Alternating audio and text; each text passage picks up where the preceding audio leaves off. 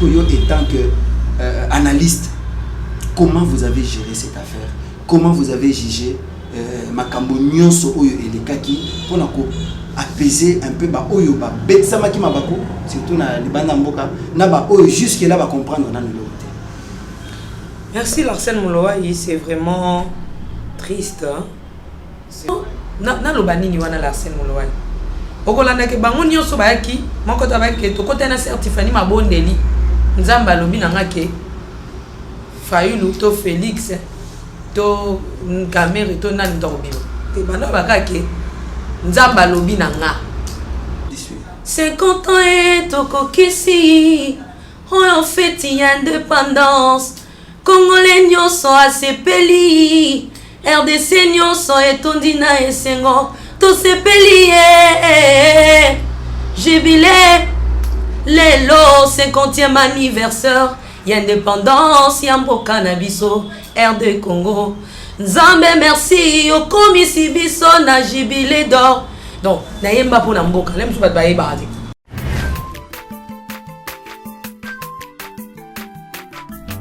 Azamwa na motote o akosangai abongwa ni pete o awangata Nzambe alona sanya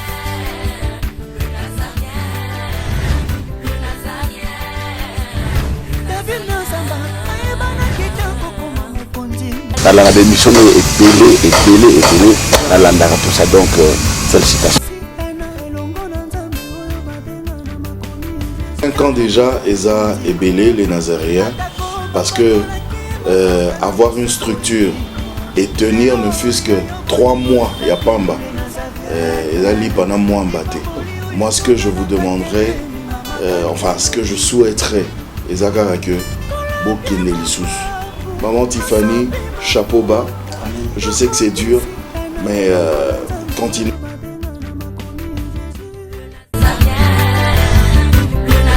Pas responsable, nous sommes les Nazaréens, que nous sommes ensemble.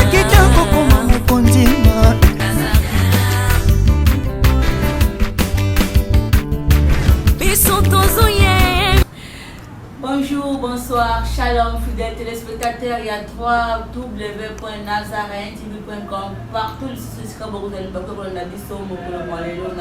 parce que Naza et Longona comprennent Larsen Mouloaï, la présentation émission au micro offert et na site les Nazaréens. Par ailleurs, les agressions sont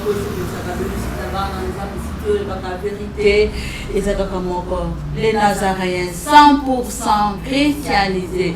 Et bon, micro faire ya loto yambe toko yambe la bino elongo na Larsen Mouloaï Mama Tiffany Mokwa bobo misandeng boyebi to sala ka bilan ya ane mbadenge to tambola kina ane o elekaki e bongo lokola zakino na ba multiple tâches na loto zili bako kolanda ye ya ko yamba ye na micro faire ya lelo apesa biso bilan ya 2018 nini o akosala na 2019 me yambo to yamba ye to pesa yembo to kina kosenga loyembo oyo ezali bongo concert live oyo betamaki na église Métagèque ezali bongo à l'occasion ya libondeli pona sortie officielle ya album Les Trônes ezali bongo église ya parrain ya album Les Trônes ezali bongo na Métagèque et pas ya apôtre William Tindwa. C'est parti avec la région.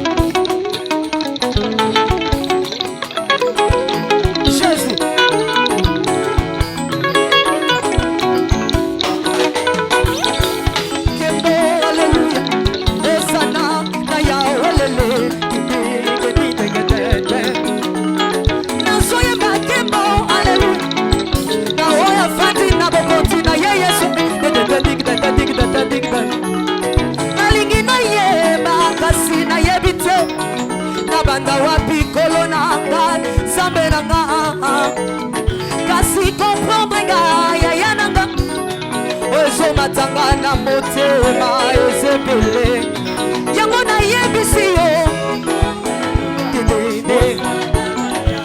Jésus, Jésus, Jésus, Jésus, Jésus, merci Nakai.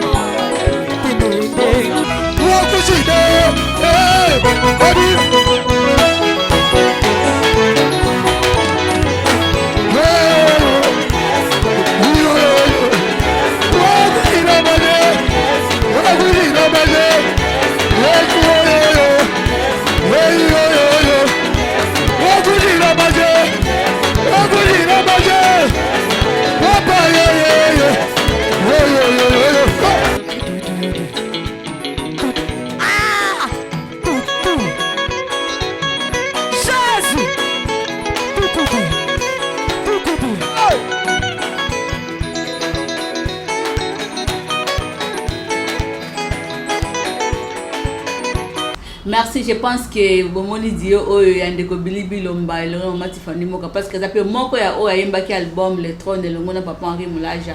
Je pense que c'est Pélissi bien na banda ko penza bo béni le trône. Le trône de Mikolo penza yango ezo cartonné yango ezo beta ma banda ko no soka le trône na ba bis le trône, ba taxi bis le trône. Donc na banda ko le trône to bini bini yango na ba fête peut to lembango kaka tête to bina binango. La Saint Mouloa Shalom. Shalom Marie.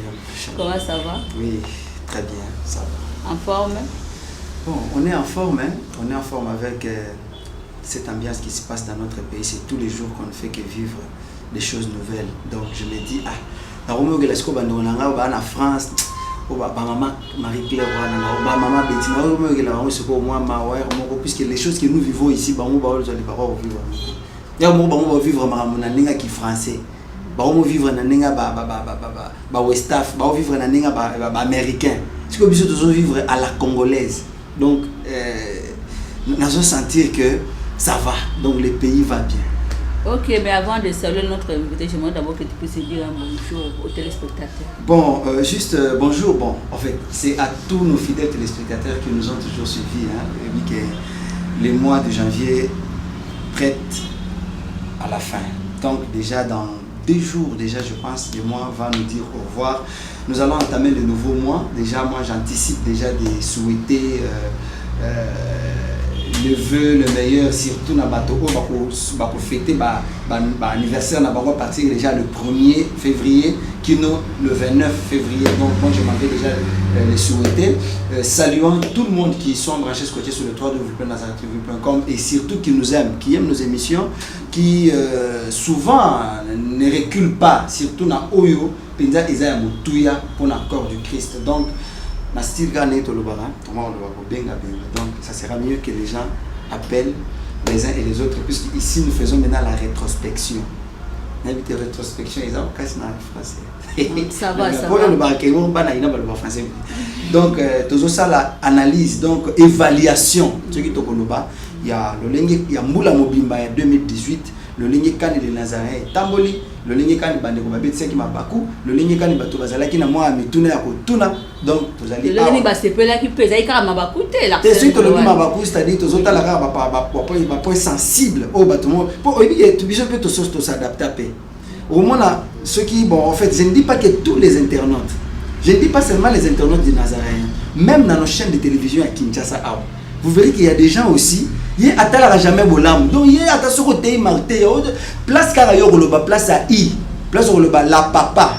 Des places déjà et aux alapos. Donc en fait, les alarmants marrons les bakou, mutabeti les bakou, alobika la papa, mais donc la grande partie qui édifie, pardon, les gens n'en tiennent pas compte. Mais sinon, je ne le dis pas pour le cas de nos internautes. Je me rends compte que nous sommes face aux hommes de Dieu et aux femmes de Dieu, et aux servantes surtout, et ainsi que les hommes civilisés qui peuvent bien faire les choses. Ok, donc c'est ça. Tu auras le temps d'en parler en profondeur. Comme je vous ai dit tantôt, là, notre invité spécial d'aujourd'hui, c'est la princesse de l'Éternel, la députée du Parlement céleste Stéphanie Mokwa, à qui je dis shalom. Shalom, shalom. En forme. Grâce, grâce, tout est grâce. Ok, maman Tiffany invité le Londres, le bilan récapitulatif. Il y a tout ce qui s'est passé dans l'année 2018. Comme d'habitude, que chaque année à l'Ekaka, le col visionnaire nazaréen à Pesaka, Nini, de l'heure qui année passée, puis la perspective d'avenir, il y a année 2019. Matifani moko bon mais ça tout ça la kango bongo mais ya mbolo na lingana no pesa mbote na balandi nyonso o borosi bako kolanda aussi na tranche o ya micro faire ya lelo. Ah oui, na pesi mbote na bande connaisse ba kolanda biso. Tous ensemble, on est ensemble, il n'y a pas de souci. Akunamba ya Mungu, Mungu iko bien. La princesse de l'Éternel iko pas na plateau ya les Nazaréens. Jambo na batoto yote ya France, Canada, Texas, Allemagne, Hollande, Finlande, Brésil, Afrique du Sud. Donc Doumé là depuis pour Centrafrique, c'est ça ma belle Nzambezat. Ma belle Nzambezalaka jamais talaka avec Jésus, wala toujours na ngambo na biso. Maman Tiffany moko seulement mikolo vraiment et ce qu'on a calculé malamu pour ça va 2-3 mois nous allons comment nous sommes collés na émission et puis to lemba ki mituna akenda wapi azomona na te comment on va émission mususu neti eko dans l'ombre mongo ezomona ngambi moko mtezomona na te et c'est là qui dit à quoi. OK, merci maman Mariam Piamé. Je pense ezala qui dû il y a makambo na ngaki na sala. Depuis makambo na zala ki na ngo. Vraiment mon eza bat mususu ba kantake ndenge to le kawa to karanini succès buzz. Oui, c'est bien bon. Mutuno sota ate karata ndunda na yo mwa ba mama mususu ate kandunda ya makasi. Momo na le kana ba final ba ndunda pete yango eleki. Dans un posa ke ndunda ne sa nini te ka ateza makasi. Ate makasi. Ya obela ndunda pete yango eleki. Vraiment. Donc mutuno sa na posa soko sa le loko na ye ayebana eloko ane yebana. Il est dans le bon quoi. Alors n'aime sous c'est pas batum sous souper les abons mes abontés. Tu vois, je pense c'est ça qui d'abord n'anga qui n'a côté à un moment où il y a pour tika les Nazaréens. Vraiment n'anga qui un peu n'a lâché n'a tika nangai n'a vanda nangai soit n'a salé n'a zambe n'a contexte sous. Alors je mais loigné déjà na les Nazaréens petit à petit mais na boya qui koyebisa na bandeko alors na meka qui peut retourner na ba conseil pas na bino ezaki un sujet de débat na bandeko la scène na bandeko Alain na bandeko mususu ba papa ba maman pe na tel sec ba non je vais laisser pour na boye alors ba senga non pour ma to yego sala la musique est l'art de combiner les sons d'une manière agréable à l'oreille. Alors le conseil aussi c'est mieux de bons conseils à exécuter. Il y a un moment la princesse a joué dans la scène, il y a un moment mais si ce n'était pas ça, pour ça l'anglaise qui n'a tika nangai, l'Arsène va continuer, Alain va continuer, maman Maria va continuer, ngala van nangai, même si on a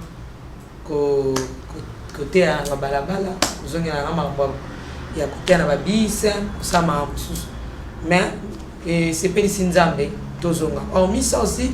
Nazaki na ba moment il y a trône il y a se focaliser vraiment il y a ko la un peu nasé ko lukana nzambe pour mambo le trône hein aza bébé ma auto botama 1 mois 2 mois déjà il y a moi za 2 mois na zokende donc c'est ça mais tozongi na biso pona bato balingaka biso ba bitozo antifani to na ngozani ba mso balandi biso kamba liboso o meka na ko limbola trône pona balandi ba mission na sa interview.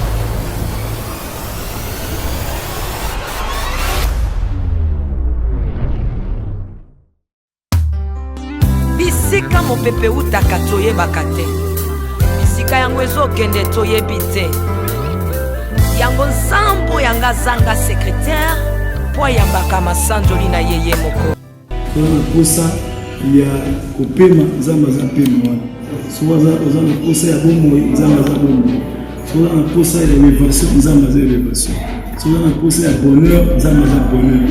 Il est la source, la racine de toutes choses. C'est lui notre créateur et tous les êtres humains ont besoin de Dieu.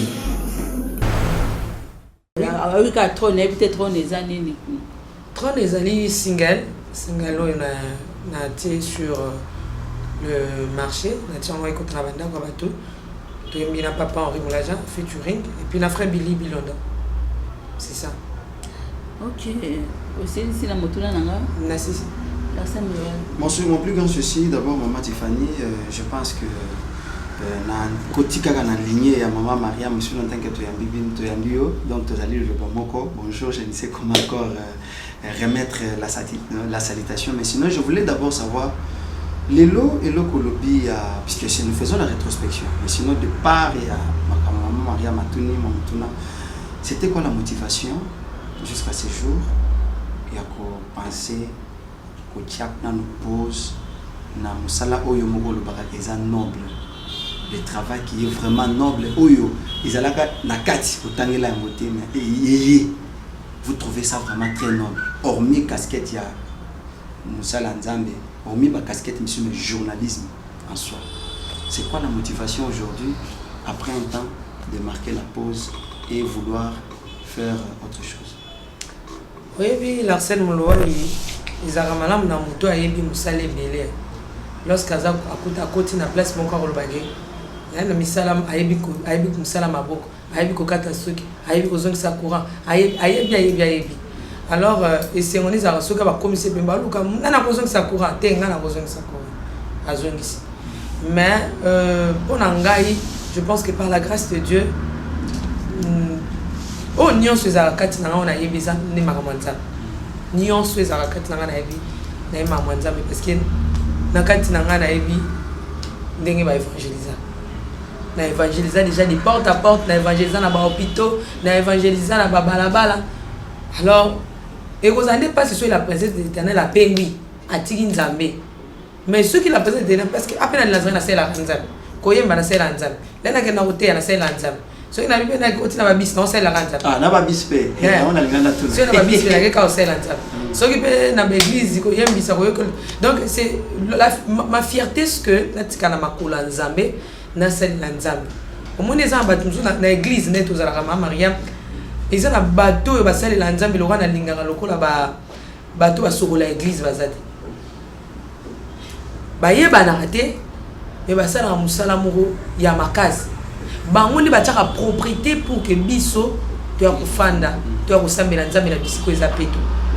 Alors na tala ngam est-ce que vous savez Nzambe ka funa tika liboso caméra na kotinga mango ti na kotinga mango à moins que ça intérêt moko privé mais ceux qui ont intérêt ya royaume donc on a rappelé la tiki nanga parce que nga za na façon omoni la makam donc ba zo luka base même sunga za na pour na kotika pe na kepe ceux qui en passant je salue ma sœur Mira Elobia depuis Belgique da Silva ayisenga Tiffany yo ndenge ni toye na mboko ici oyebani te osimba micro potoloba te osimbi micro mais nanga mutu na kola na botami na ici on a kolia mais micro pa mosimbi tango yembi bato balingo kendete basko mobelela balingi kotika ote ba kimisanga ya okimisa vous voyez donc motivation za ka na luka côté mususu domaine mususu na sala Nzambe.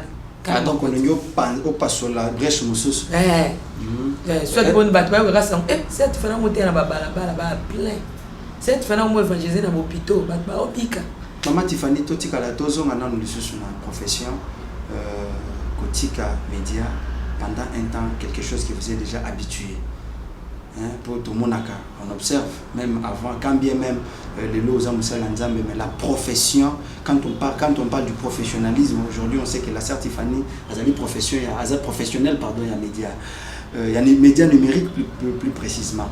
Est-ce que au talaki, bah, conséquence, nayo kotika média okende osala mosala mosusu kotika no fils que média étant que professionnel. Conséquence ya ndenge la conséquence c'est que non tout d'abord téléspectateur ba mesana kotala la princesse mabanzambe eza wapi toke boye mobaya mungu iko wapi toke boye vrai ou faux papa John Gefa oyebi ba tactique comme Delix le barabalez à côté na balez à quatre. La manière dont vous êtes habitué avec vos collaborateurs ou vos internautes pour tenir compte, il y a conséquences sur quand tu koya après que limon internet au talaki ba poignon soana au salaki ba analyse ou c'était comment? Non, je pense que ce n'est pas encore le moment. Aussi, j'ai eu le temps de prier maman Maria Mazana dans un kitam même ya là la mabélé, j'ai écouté ça tellement là la semaine qu'on a mabélé. Tu vois, j'ai eu le temps même à consulter Zambé. Ni en tout n'a pas conseil ni la lobaki. Vraiment ce n'est pas encore le moment.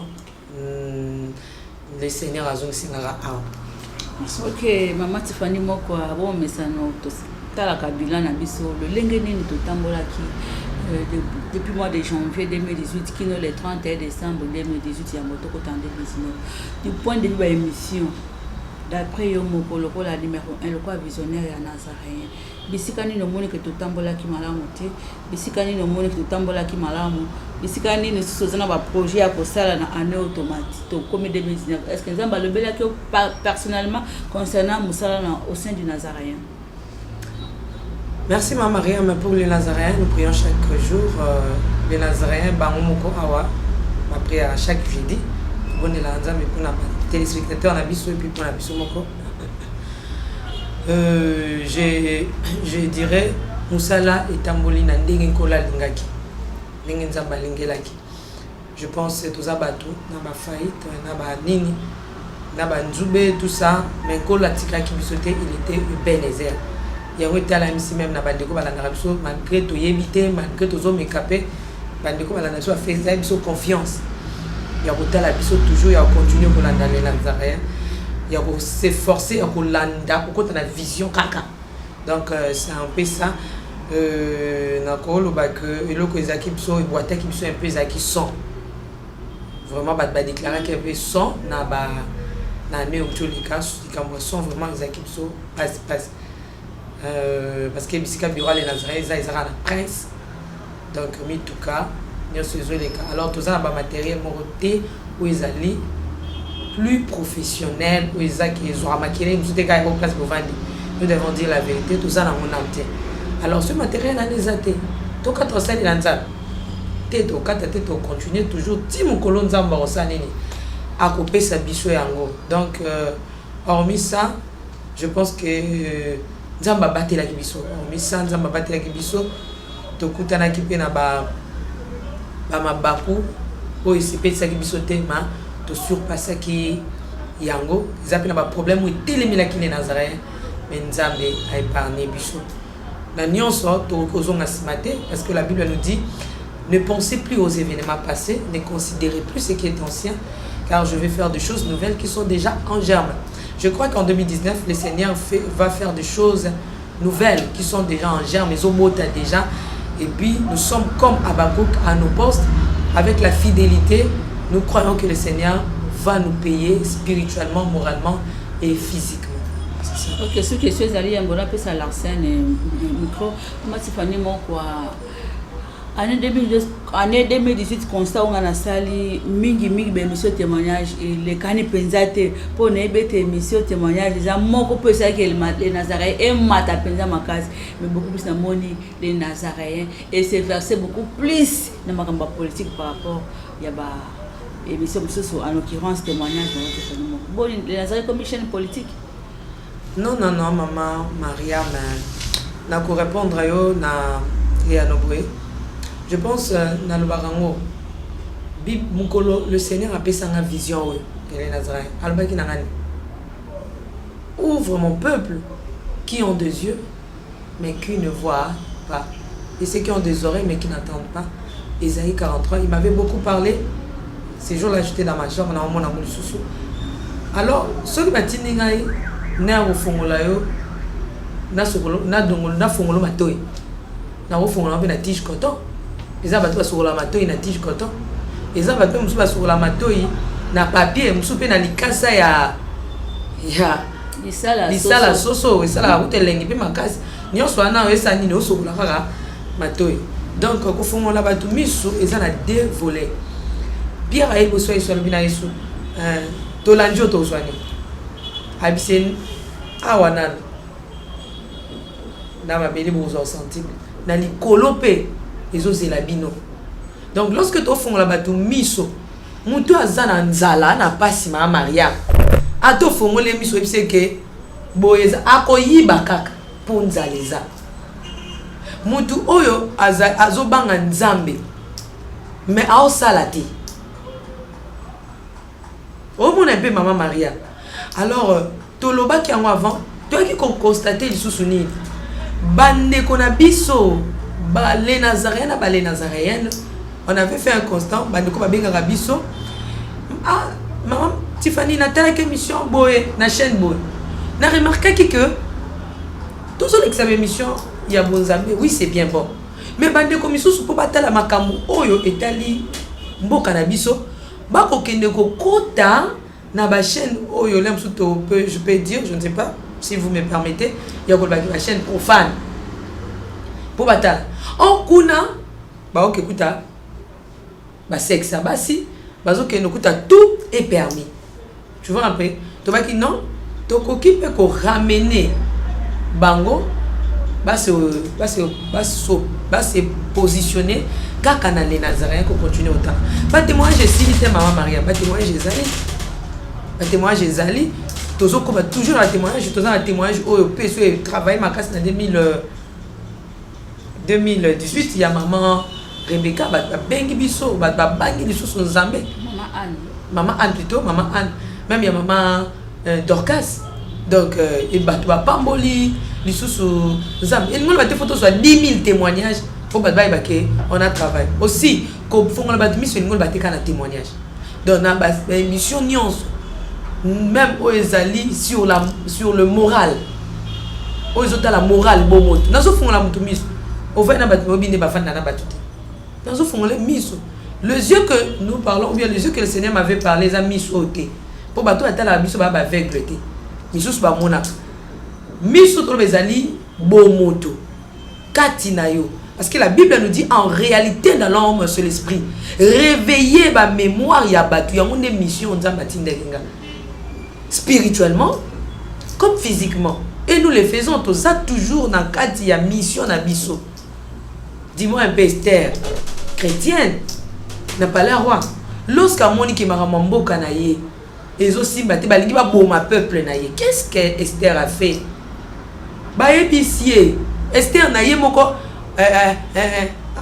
aye ba quitter mais lorsque elle a appris que balingi ba yo soro tikala tikala yo kozo mona ka ke yo ndo zoza pembe na mukondi yo nde mwana na nzambe okokota makambo te italio mais bisowa toza na mabonde il faut to là 3 jours na mabele Esther étant disons étant reine étant on est azalaki na matalabi non il faut na okape souci ya nini ya mboka maman Mariam ça fait mal ils a quand même souvent de connaître soit kasaki bandi ba je ne sais pas comment on peut dire mais bref j'aimerais vous dire tout ça toujours là toujours font là-bas na nzambe mis physiquement spirituellement ba yebakeye sozo zonga au-delà de tout Jésus revient mais au-delà de tout au Seigneur le vivre vimoko heureuse na se à mabele c'est ça. Merci beaucoup maman Mariam.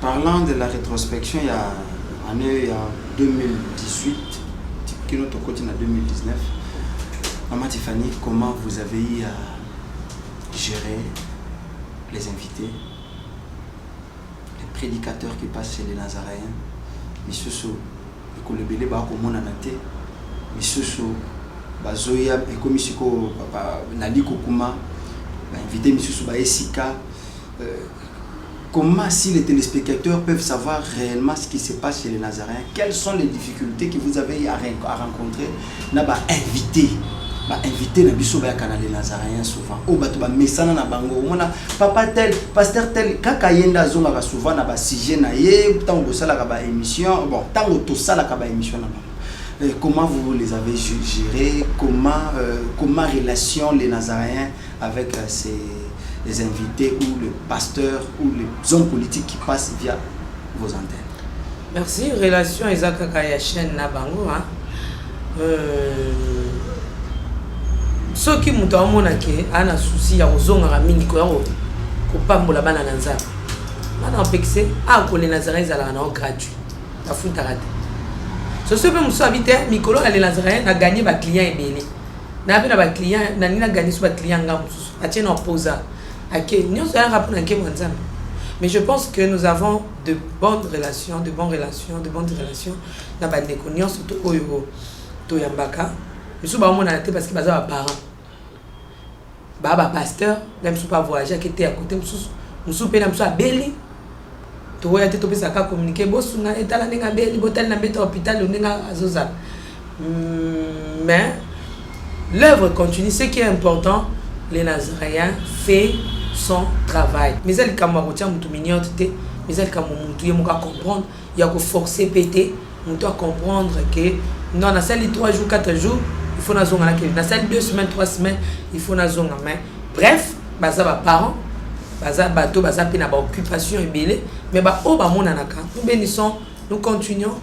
Neti Jean-Baptiste ko ganga ne sobe. Jésus revient bientôt. Na ba o baza disposer ya ça la na biso na les Nazaréens.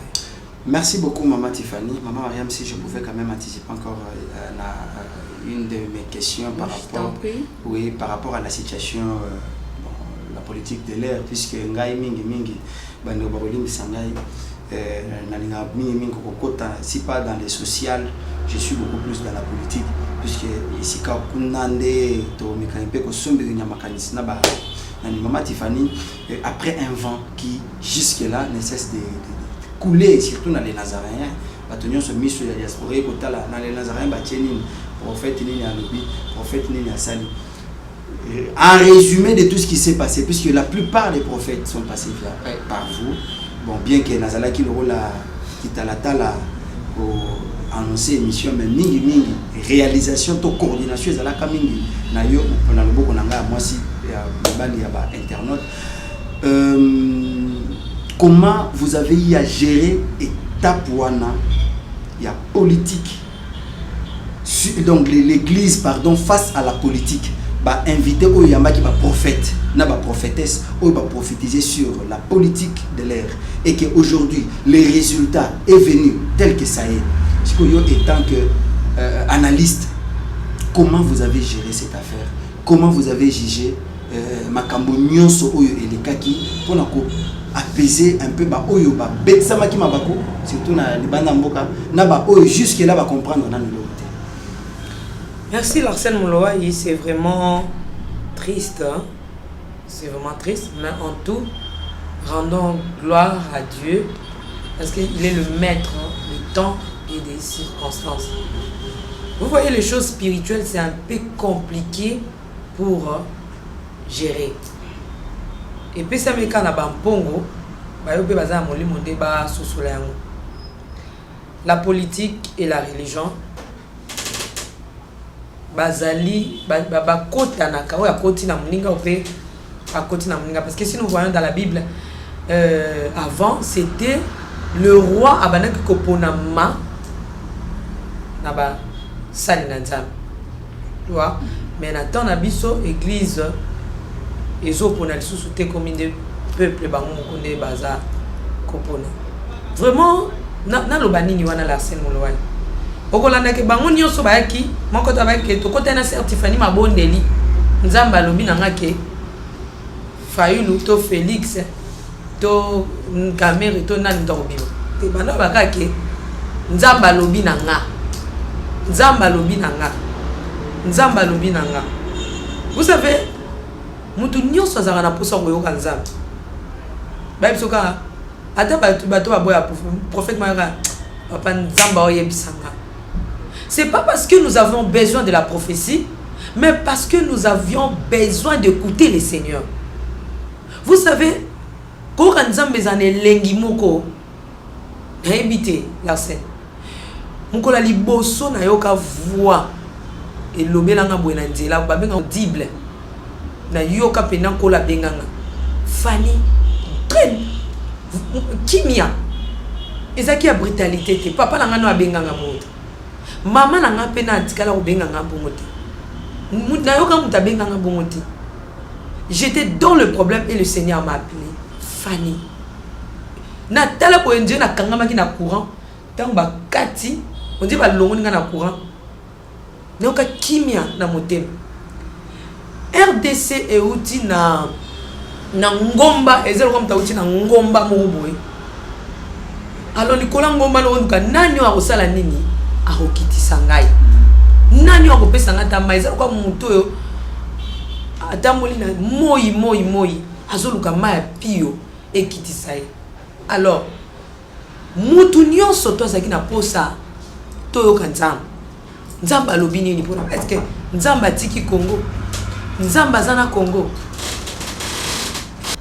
La sœur Tiffany peut être chrétienne et péki singaité na aucun souci en mboka nanga. Vous avez peine à moi couleur moko tendance moko. Je dis ne me mettez pas les paroles dans la bouche. Non, na lobi ke epeki singaité. Je bien dit. Epeki singaité kotala. Otuninga na question na lobana okoma wana. Je récite tous les hommes de Dieu avec leurs prophéties venant de leur Dieu. On a la zaki na bangote, on a la sambela ki na bangote. Loko na libota na nzambe zaki na posa koyoka nzambe. Ngai nani nakanga.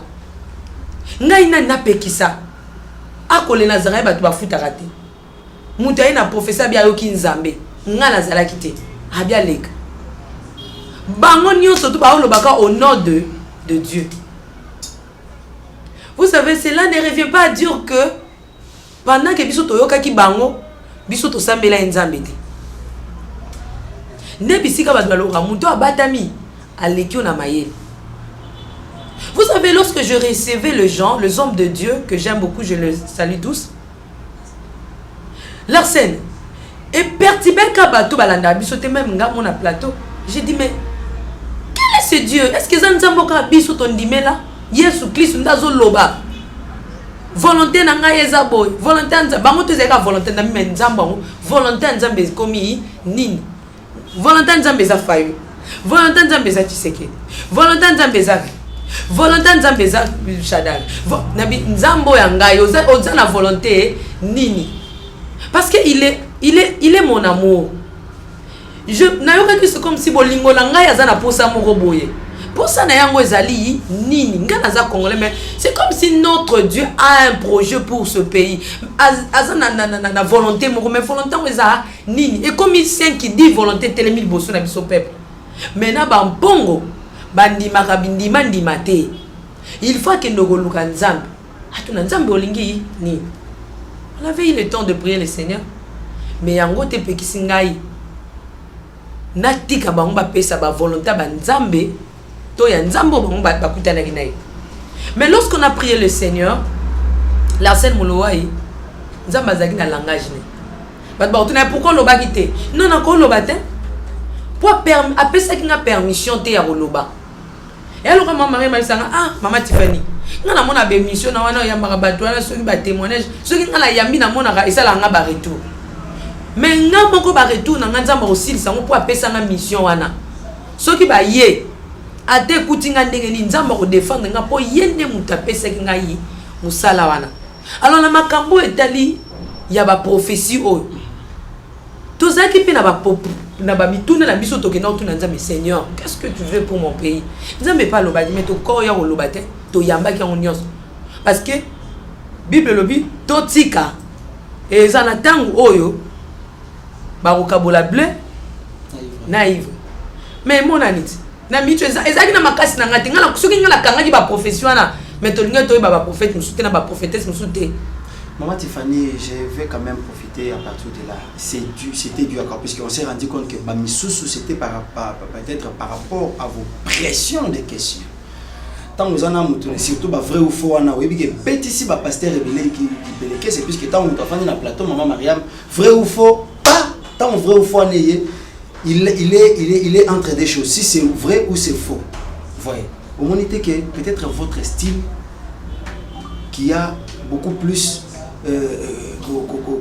tia siko moi boulou yeke na mito ba ebela ba prophète Maman Tiffany.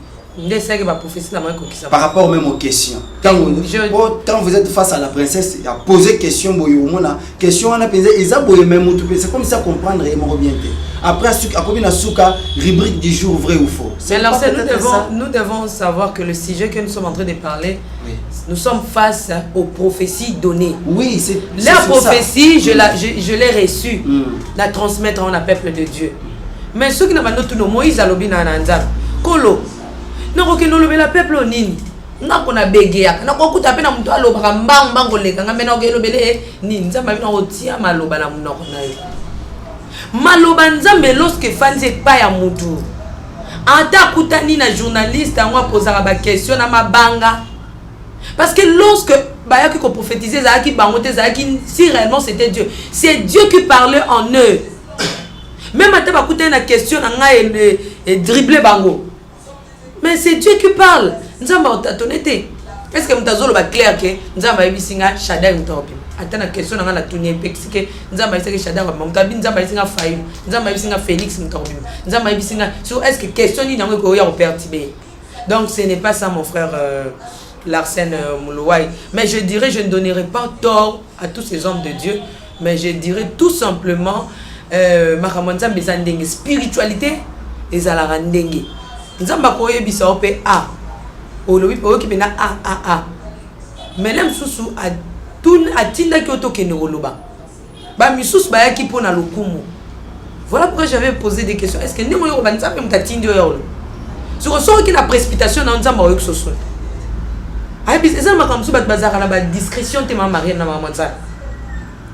Nzamba lobi ke na lingi na boma Sodom na Gomor. Mais na osala nini na ko bombe la nani muninga la ngai Abraham te. Izaki likamwa nini ya secret izaki likamte ba bete lango Sodom na Gomor mobile.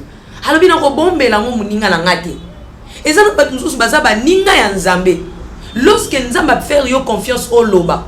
Atindi apesio akaboni na lisolo tala la lingi na sala boy. Mais soka biso ko kende ko loba te yo moninga ken na okobiso ko lokalo kumu na yo. Nzamba ko déjouer jeu. Po yo kisoka soni. Mais lingi ko loba pete ke Nzamba loba kite. Là mususu Nzamba lobela ki bango pe bongo. Mais lorsque Nzamba comme mona susu par na makambo wana te. Un an au sel li discrétion te étant son ami. De deux, à quel moment est-ce que tu commences à les faire pour ton intérêt, le coup munayo, a bien ok, étant souverain, parce que Dieu est souverain, il peut dire que na rosa la boy. Mais ce qu'à moment na kena katia makamwana intérêt les athées, il lâche à Tsundolino surtout. Voilà pourquoi Anna, elle pouvait prier, verser des larmes, nabami yoyo. Mais tant que Nzamba mona ki intérêt na été na makamwana. Lorsque Anna a dit à Dieu que parce que Israël avait besoin d'un prophète, voilà. Israël les a n'a pas un prophète parce que bazaki n'a carence ya basakul. Alors Nzamba n'a pas sa prophète, yo n'a pas sa moine.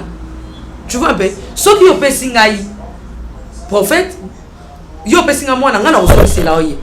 Ce qui Nzamba omona ki na makambo Congo par na ezate to kozala kaka boye. Jusqu'à ce que mi soit ba congolais et que zonge pas Nzambe na loba ki on lancé le pour na 4 na bémission botuna nga na lobi que la délivrance de la République démocratique, l'élévation de la République démocratique, la paix, la joie, l'excellence dans ces pays ne viendra ni de l'opposition ni du pouvoir, mais ça viendra de l'Éternel qui a créé les cieux et la terre. Lorsque le Seigneur délivre, la Bible dit, si le Seigneur bénit, il bénit réellement et sa bénédiction ne fait suivre. Donc quel chagrin. Mboka mobimba va ressentir paix, va ressentir kimia. Donc c'est un peu ça Larsen Moulouaï. Dans le bas qui on appelle si ba prophète tu en a torté. Et zakalem susu ba yoka ni na Nzambe. Et après gros appelle Kamoro yoka na Nzambe. Donc Nzamba comme moi déjà za pona balokum na bango a déjouer jeu. Tant soupe Nzamba comme moi na ke eza bongo tenenga tinda ki bango eza pele msusu e moneli pe vous voyez na makambo Nzambe yana ba dimension moneli ke c'est na mutu so amona ka très clair même prophète musu so mona men na ba flou Vous voyez un peu. Donc, nous sommes faut tenir rango na ba to tenir bango rigueur ma casse si je peux dire. Mais sous peut faut tenir bango rigueur. Au senti pina au début le débat et le débat. Oh déjà une prophétie les aki na ba doute. Mais nous sommes pour clore l'Arsène Moulouaï, c'est seul Dieu qui connaît la vérité de toutes ces prophéties. Merci beaucoup. Ok, maman Tiffany Moga tozo kenelantima na ko chuter l'émission na bisou mais tous les ans on m'a mis balé misato. Attends que je sais que tu as aussi ta position dans tout ce qui s'est passé dans la scène politique, banda la propagande, l'élection, ba bimisi moko diasika. Mais bisina ba internet sur la kananzela ba message, nanzela ba commentaire na bango. Mais na kotanga ba yike ba komi ebele mama Tiffany la ozo la sa tendance na yo. Bazo mona penda oza penda mutu afayulu.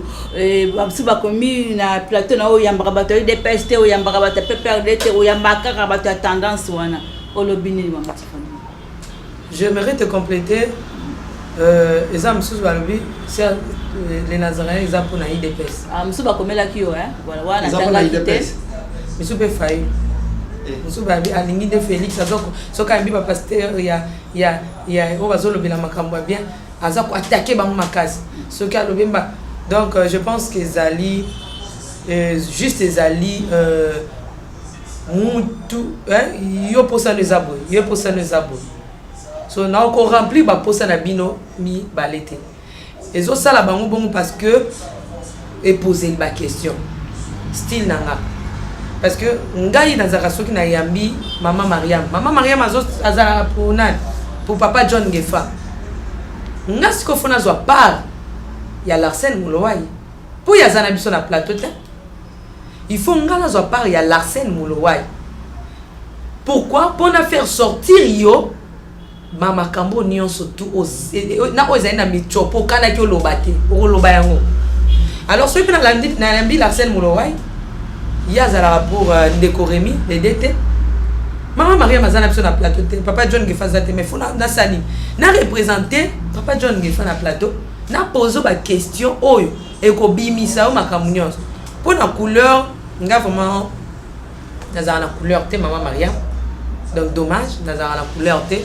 Mais ce qui est sûr et vrai, j'aime le Congo. J'aime le pays parce que le sang qui coule, n'avait nanga ezali makila ya Congo. Parce que makila yesu oui, naza mo Christ ya makila yesu masia. Mais je suis vraiment congolaise du sang. J'aime beaucoup mon pays. Alors, nanaza na ba niveau te ya ba débat ya mutu. Hein? Ngana linga mutu boy, ngana linga te. C'est pas ça. Tous tozo kima pour que to batte la Congo et non to batte la batte. Batu ba koleka.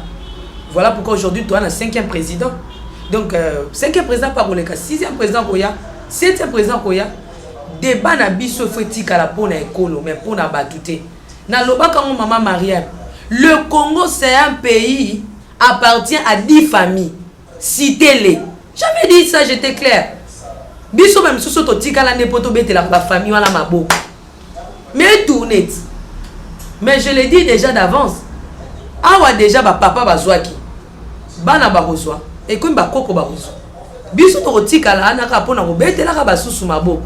Mais yango te lingo ebisa ngai teke na koboya mokonjo batie. J'aime le président Félix Tshisekedi. J'aime le Congo. Mutu musuti akufi. Atikali ko kate lengi wana te. Or le Congo appartient à tout le monde. Nous disons merci à Dieu parce que o est commis ceux qui nzamba linga kité parce que tout le monde avait ses calculs. Et ça te que tout le monde tout trois ala qui na calcul na. Basus balba qui ma kilé kotanga ou jamais. Ma Maria. Wana mai mona ndako kuna na benga ngoma ya guerre. Elle enseigne là. Na benga mai mo ma Maria mazana wana ndako mai ya guerre. Donc ma Maria masumba ki tiba mai. Aibeke. Mutu na mutu ezate ke to bomba na tolo bala na sima caméra te. Ba wa ko bomba ba biscuit bazala ki ba wa ko bomba ba mikate na ete papa John Ngefa bomba ki nini. Déjà changé déjà la ba boîte à conserve ezate. Mais le Seigneur a détourné le jeu. Mais le jeu de Dieu, et s'il n'a noté, le Seigneur a un plan merveilleux pour ce pays. Ne perdons pas l'espoir. Disons d'abord merci à Dieu Parce qu'il a déjoué le jeu de l'ennemi. Oh, il y a mon makila peuple congolais tanga makile tangité. Pourquoi tu causes à la ben grand? Pourquoi tu causes à l'ingrate? Alobi, nzambe wana kabe mema osala. Toi quand na posa ko mona kaya sala. To moniye makile tangité mais toi nzambe toi si na posa ko mona yo osala. Volonté na yo tozaka na posa to monango. Mais na o non to moni to ibisa nzambe matondi. Na o non to moni. To ibisa nzambe matondi. To tikala. Lelo moi ça me fait mal lorsque je vois les gens batika na débat. Ngala linga kinde mutu boy. Ngala linga kinde mutu boy. Non. Débat la fille fo ezala. Nzambe merci. Parce que on a no la kisi biso makile tangité. Le kumo ezonge pa ina yo. Kasi continuer na kosala oyo kani pour na mboka na parce que le Congo appartient à Dieu. Je demande au président Félix Tshisekedi atale la bisope makambu ya biso yo tozalaka ba famille à sans griffe ba misala eya atale la biso ba hôpitaux eya makambo nyonso tout akani ya malamu ya kosala pona ko faire avancer mboka oyo asala ngo alanda entourage na été. Je pense que ba balba ki négatif bazalaki ba balba ki positif bazalaki. Mais j'ai aimé sa parole. Il a dit, je ne suis pas seulement le président de l'UDPS ou bien d'un tribu, mais je suis le président de tout le Congolais. Vous voyez, il est le président de tous les Congolais. Lorsque le président dit cette parole, na santaki, sans vous mentir, la paix dans mon cœur. Donc, mais moi, si je continuer, kobunda pona école et puis si biso teto continuer ko loba pona école et continuer biso te pona ko fuka mela ko lelela nzambe pona école na biso po miso na biso za na posa ko mona bilaka ya nzambe pona mboka oyo.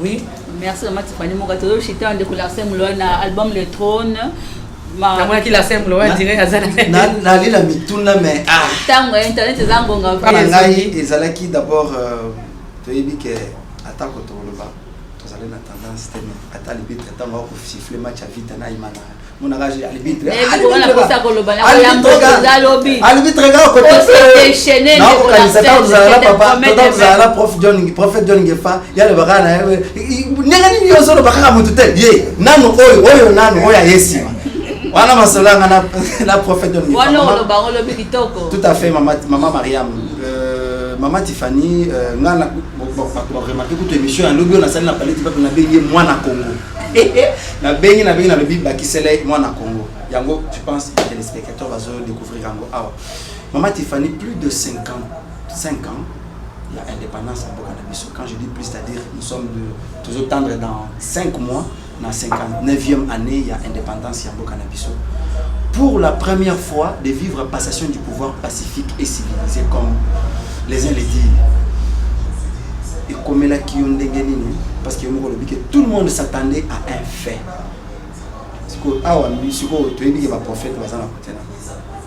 Et comme elle a qui d'abord on la TV. Peut-être n'a évité ce que vous allez n'a parlé de la nation mongoloane. Et ça là qui ont comme on a Joseph Kabila. Oyo. Pour la plupart aussi donner leur connotation sur lui. Quand la zo qui t'a eu drapeau à Congo, a eu beaucoup de constitution, qu'on sa président cour constitutionnel pour déposer dans la Félix. Et tant que compatriote, et c'est là que nous. L'ancien Moloaï, n'engana pas que ça me le comment on a zone asma.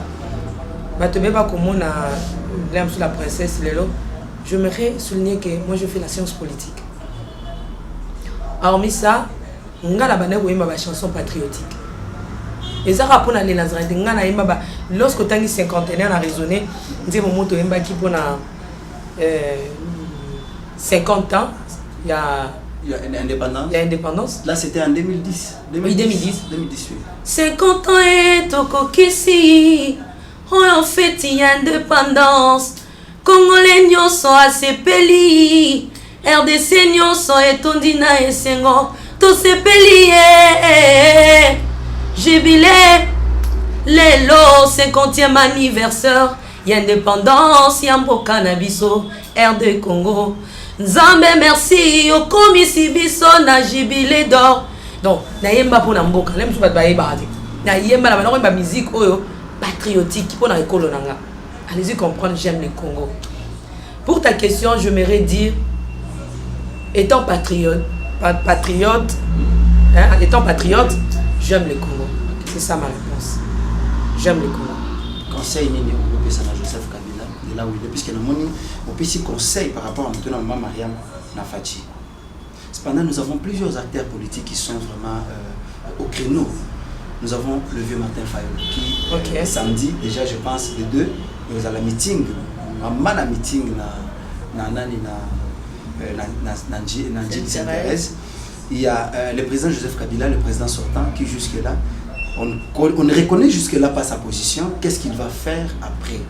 Nous souhaitons que le pays, comme il l'a laissé, conseil de couper ça n'a pas protagoniste, tout le langage politique, Martin Fayulu, Papa Mabaya, Freddy Matungulu et les autres, jusque-là, Emmanuel Ramazani Chadari, jusque-là, qui positionne à Bango et Banana, ne peut gouverner ça les minamités. Conseil de couper ça dans Joseph. Conseil de ça na Martin Fayulu qui est le candidat déchu. Conseil de ça na parce que aussi déjà anonyme Fati.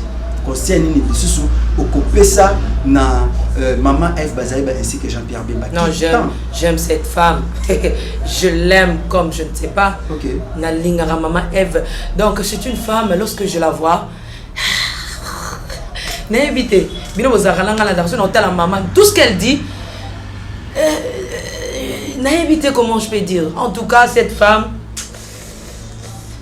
ce que tu as dit, tu as Bassi. Mitano na Congo. Mitano na Congo. Non, cette femme fait la fierté. Ce qui Bassi bakoza na lokumu. En tout cas, la dame là, non. Azalaka maman. Conseil n'a pas Azalaka maman. Martin Fayulu. Le président Martin Fayulu. Nakolobanaye. Et l'autre encore, reculer pour mieux sauter. C'est un conseil que je peux donner au président Fayulu. Si vraiment, tous nous avons l'amour de ce pays, pas de gens, je bien dit, mais stade à Congo. J'aime mon pays, j'aime la République démocratique du Congo. C'est le seul pays que j'ai. Je demanderai au président Fayulu avec beaucoup d'amour, si, avec seulement l'amour que nous avions trouvé un combattant, je lui demanderai de reculer. Vous savez ce qu'on recule, on saute les skoyo, ndengeni. Pas on a pesango, ndengeni. Vous voyez, tout ça ça na kwiti. Hein? Alors ya ka tika tama kolo, odindi la libulu. Na moment oyo. Ce que le président peut faire, c'est de reculer et attendre la sauter. C'est ça, c'est le seul conseil. Il peut faire la coalition, entrer en coalition avec... Je dis, épargnez-moi dans toutes ces choses, je dis que le président a reculé. Oh, non, c'est conseil. Écoute l'arsène Mouloua. Je vois les gens, hein, Papa John Gefa Otalabiso. Moi, nous avons un bateau. Hein, président Fayulu ou jamais. Président Félix ou jamais. Hein, Fayulu Tikakak. On a un Tikakak. Mais est-ce que Bino va penser que $100 000 ou que non fout à ce n'est pas moi qui l'avais donné. Et ça y est moi comme t'as qui bon à mettre en manger pour nous rouler là école pour nous rebondir la école. Surtout que nous ça la coalition. Ça ne dépend pas de moi. Ça dépend de lui parce que c'est lui qui est le visionnaire. Vous savez lorsqu'un visionnaire fait quelque chose, bah tu vas comprendre à cahier à l'immédiateté. Bah tu vas comprendre plus tard. Même les gens à bateau peuvent comprendre président Félix Tshisekedi dit il faut y na sala ke bisoto sanini to comprendre même à ta bateau basana na ide pesi musuba okumisa ka ba beta jalelo même subi ba comprendre te po ba mi tunana nazali na mususu be na tunana ah e ba te fois tunana eza ndenge ni to mona pe makambo ke ba ba comprendre te ba ko comprendre plus tard s'il est dans le bon ou bien s'il n'est pas dans le bon. Alors de même aussi avec le président Fayulu, je lui dirais tout simplement de reculer pour mieux sauter. Quant à coalition, nano-coalition, ça ne dépend pas de la princesse. Ça dépend de lui. S'il voit que, selon ma vision, ce n'est que Sangana et ça la vieille. Soit que non, ça dépend de lui. Ça ne dépend pas de personne. Bateau barolinga barozaka simanae. C'est ça. Merci beaucoup, maman. Le président Kamé, retournité. Non, mais le président Kamé Razali. À suivre. J'en parlerai demain. On ok, à suivre parce que notre temps est arrivé à la fin. Mais tout il y a des petites questions concernant l'album Le Trône. Puis le moment là qui n'est pas bien aimé, Zali Bongo sortie officielle l'album, mais Zali Bongo parrain après sa autorisation pour être le Trône de banda côté comme c'est pourquoi maman tu fallait mon quoi sortie officielle programme oui, je pense la princesse Nayo Karabato balingara biso na ba balingara biso mingi na Karabango na ki bambela na bango bakomela ki les Nazaréens biso pe ba fingaki tout ça mais ndenge na otoko ba visionnaire ba comprendre kae facilement mais ba o ba cette occasion ko sona na téléphone ba ki waouh comment tu peux être inspiré comme ça bah c'est repenti ça qui bah c'est repenti comment on dit c'est repenti bah c'est repentaki voilà bah ça qui repentance. Voilà, mais le 8 mars, la sœur Tiffany, elle sera en face de la presse, point de presse, Rosala. Nous allons parler de pourquoi tout ça là qui bon, pourquoi le tout ça là qui bon. Et puis, qui trône. Donc, programme est zanano, Oza, Yamaka César, le 8 mars, la sœur Tiffany face, il y a ma grand frère Naé, ma grande sœur Naé, au Babima Vaye, et puis face à la presse congolaise. Ok, yo tunaki mituna pona nini mapata pona nini kiti pona nini pona nini pona nini ba décor on a beaucoup pona nini ba rafia la femme loyer base la biano na bango le 8 mars là tezakaka moko. Et c'est le moment si vous connaissez certains des journalistes hein ata ko bolo bakeno Larcène Moloy maman Mariam to délégué yo biso ba to diaspora to délégué yo kendo tune la biso ba question bozo numéro maman Mariam bo benga ba ko pesa biso bo lobi ke ngai bo komika ka ba petit numéro da ka afficher na ba bo tini bo lobi bo tune la biso ba question ko na la princesse to ko ça la partie prité puisque le travail nous oblige de le faire puisque na plateau to ça la partie prité donc bi au bisto to ça la ki na ngo ko tuna to tuni c'est-à-dire mon kolo wana pe nous serons aussi capables de le faire mais sinon maman Mariam si moi je pouvais quand même demander aux fidèles téléspectateurs c'est de pouvoir soutenir cette œuvre. C'est qu'ils ont aussi à faire, puisque puisque mais ils a juste moi rappel il y a que le 8 mars c'est Zoya pour ceux qui veulent honorer la leur, c'est-à-dire honorer la sœur Tiffany Mokwa et puis qui s'amité nous toi qu'on va que non la ligne ça t'a dépollué à Pamba polo et maman Tiffany a collé to chemise maman Tiffany a collé oh ce n'est pas maman Tiffany qui le dit c'est moi-même qui le dit et tant que fils aussi moi polo ne fils ou bien chemise bakomika ka trône yo moko salisi ka ozika maquette à les Nazaréens ozala na France qui a betaka ka maquette wana na polo ata na chemise ata na chapeau tinda ce Dieu là sera capable de tout faire aussi pour ta vie et le rendez-vous reste toujours le même hein oui comme na grand hôtel oui na grand hôtel na salle Lubumbashi hein na Pullman hôtel donc na grand hôtel c'est-à-dire ceux que ont la bande ko no baza na Kinshasa non tu considères malam la scène grand hôtel les amusus Pullman les amusus non et ça sera où les lieux to kozala na Pullman na salle Lubumbashi c'est-à-dire sur comme na Pullman on est salle Lubumbashi nous serons la salle moko kitoko.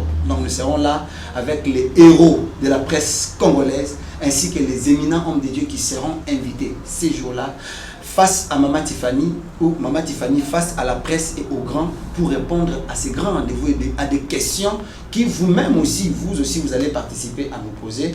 Le numéro plus 243 89 30 et 68 38 025. Si vous nous appelez via ces numéros, beaucoup poser ma question, beaucoup poser ma problème sur vos alango pour un déroulement grand événement dans le bureau communicateur. Il y a les trolls. Les hommes ont parti par là, dans la radio, dans la télévision. La scène c'est grave de soucis. Je m'a bien aimé tous aux clôtures. Ils ont bon micro faire. Autre bien maman Tiffany Mokwa to le bel qui n'a nous bilan les Nazaréens puisque ils appellent Moulaï comme les télévisions, la télévision ils allaient Kamangonga. Oui. Je pense que monsieur c'est pellicule puisque vous avez dans beaucoup bon c'était comme la bise ba numéro kaka oboyebi wana kala wana ils ont toujours affiché na ba ya ba écran Tiffany Mokwa mot de la fin ya mboto. Mot de la fin, je les aime tous au nom de Jésus-Christ na lingi batunyo surtout. En tout cas tokanga na lusambo totika ko prier pour na mboka na biso to bondela makasi to longwa na ba étape ya kuwelela batu mais to welela nde mboka et puis tout le monde est là pour la école na biso vraiment nzamba sunga biso le 8 mars ndenge ba mama balobi tokozala na Pullman la sœur Tiffany face à la presse et puis ya ba yaya na ye na ba maman na ye nyonso tout tokozala pour na to ya mundo na ba mituna ebele ce que ça na likambo remarque sujection tout problème to cadeau ngo faire na les Nazaréens en tout cas au benga na plus 243 89 68 38 025 en tout cas na bato nyonso tout bazo ya Kinshasa parce que bato ba ko ya ebele hein bande ko ba ko ya ebele ko biso ba ya ko luka misala biso ba ya ko investir en tout cas bobo sanate biso ba peut na posa au sale toi na mais oui moi je dis na lobby que toi na posa au sala vraiment bande ko na biso ko ya ko investir vraiment tozo CP là pour que nous soit la kaka avancement il y a écolo donc ba big salutation na ba éminent ba politicien nyonso ya mboka na biso la République démocratique du Congo parce que ba on est bazan miroir o ba ça la fierté ya écolo na biso donc ba yo opposition na ba yo à pouvoir bango nyonso tout to pesi bango ba big salutation ba meilleure vie condoléances nanga le plus attristé vraiment les alokola ezate donc na kufeli ndeko de na États-Unis donc nekab famille kabya mobimba donc tozolela elongo ndeko na biso atiki biso vraiment Ashley atiki biso na mboka États-Unis kuna que le Seigneur abondisa libota parce que ya biso na bandeko na biso les Nazaréens ezalaka famille merci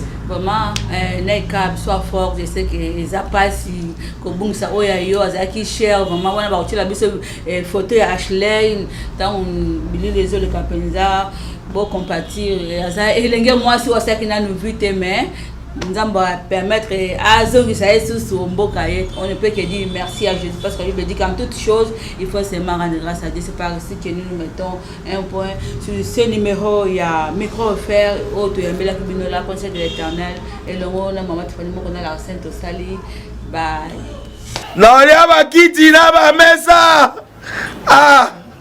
atanya ukondoko na mona yo na chayo na mwamba la minute on a 4 bena katikata saki ya fufu. Oui, alors est-ce que tu bonjour. Boni. Et l'autre côté, et puis qu'il y a mon bureau à travailler des micros. Donc dès que ça on a eu galère na niveau 0. Tout ça là boy. Moi il naza mbongo vraiment mingité. Mais nazo tchela bino moi mukio naza nango na agence moko boy Nazareta. Caritas c'est du sérieux. Oh. Maman, comment est bon donc yo pesa au fouti mbongo kuna partir à poto biso to ya to jibilo. Na bengi ya Scotty. Agence moi ifongami comme on Nazareth. Na kufie. Agence lisusu. Donc ça sous mulongo kuna. Pour que là sous. Kuna eza mambo mulongo te. Yi si fouti mbongo kuna partir à poto biso tozo ke ko récupérer biloko oli. Ah tika boyeko. Yiso mona makamba bongo na monte. Bat papesi mbongo kuna biloko ke récupérer biloko oli l'agence. Ezalaka. Mais ngo bandi. Maman, dès qu'il y a des singaï, mais la limite, na lingi na mona ki mona beso, poli kambaboye, na monde na ne salamate. Maman, yebisa kai. La pesi mbongo kuna, biso to récupérer biloko kolia awa. Ya solo boutique Nazareta, ezali boutique où ezali à distribution ya produits alimentaires. Ah! Nakali poto sunga, bandeko oyo. Même oyo baza na peu de ressources comme la voyez des colons baza à niveau à Kinshasa même avec un petit rien donc à partir à $10 $15 donc so na mbongo te ndeko na poto ko sunga yo a ozika biloko kolia maman Nazareta nzamba pambola ya bakise mikolo ebele awa na sena mokili et bongo awa tozawa poto yeba adresse awa la boutique Nazareta est ici à Kubungate toza sur avenue Monkoto numéro 1 direction Elengesa face à face na église catholique Saint-Vincent. Ah, direction Elengesa Monkoto numéro 1 à face à l'église catholique Saint-Vincent. Ah, Saint-Vincent de bon numéro de téléphone vous en montez déjà vous en nango on a 3 numéros pour Paris vous en un numéro pour la Suisse vous en un numéro pour la France. Ah non Nazareta nzala Congo esili Julia ngana kangisa kia fufu ya mode yo bandika na fufu oui Bona Nazareta, dans un système en bimbi, dans Bongo Shingom. Bon, ok. Vous allez sérieux. Ça, c'est du sérieux. Aza mwana moto te po akosa ngai abongwani pe te po awangana nzambe alona